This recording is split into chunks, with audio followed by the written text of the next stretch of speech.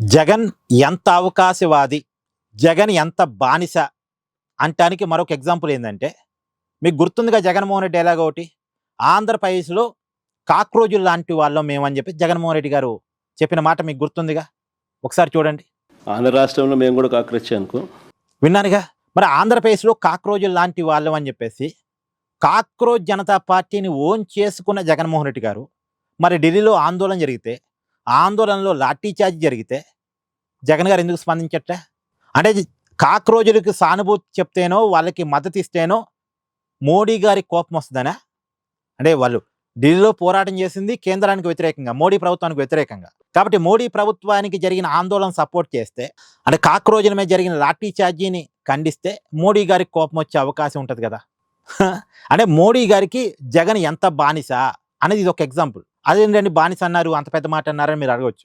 డైరెక్ట్గా పొత్తులో ఉంటే బానిస అనాల్సిన అవసరం లేదు. పొత్తులో ఏం లేడు కదా, ఎన్డీఏ కూటమిలో జగన్ ఏం లేడు కదా, వైసీపీ లేదు కదా, ఎన్డీఏ వ్యతిరేక ఇండీ కూటమి వ్యతిరేక పార్టీ కదా జగన్మోహన్ రెడ్డిది. ఒంటరిగా ఉన్నాడు కదా, సింగిల్గా ఉన్నాడు కదా, సింగిల్ సింహం అంటాడు కదా.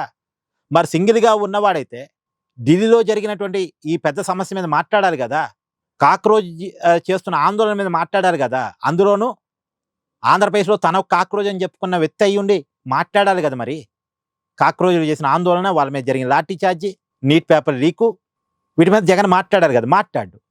ఎందుకంటే జగన్ ఒక అవకాశవాది, జగన్ ఒక బానిస కాబట్టి. అవసరాన్ని బట్టి మాట్లాడే వ్యక్తి జగన్మోహన్ రెడ్డి. పైగా మోడీ గారికి బానిస, బీజేపీకి బానిస, కట్టు బానిస. కాబట్టి బీజేపీకి వ్యతిరేకంగా మాట్లాడితే ఎందుకు కట్టు బానిసగా ఉన్నాడు, బాంచన్ ద్వారా అంటున్నాడంటే, జగన్మోహన్ రెడ్డి గారి మీద 2011 నుంచి 42,000 కోట్ల రూపాయల అక్రమాస్తుల కేసులు ఉన్నాయి కాబట్టి, ఆ కేసుల నుంచి తనను తాను కాపాడుకోవటం కోసం బీజేపీకి కట్టు బానిసలాగా మారిపోయాడు జగన్మోహన్ రెడ్డి. జీతం లేని బానిస. అట్నే ఉంది పరిస్థితి చూస్తుంటే. ఇక్కడ మీ అభిప్రాయాన్ని కామెంట్ చేయండి.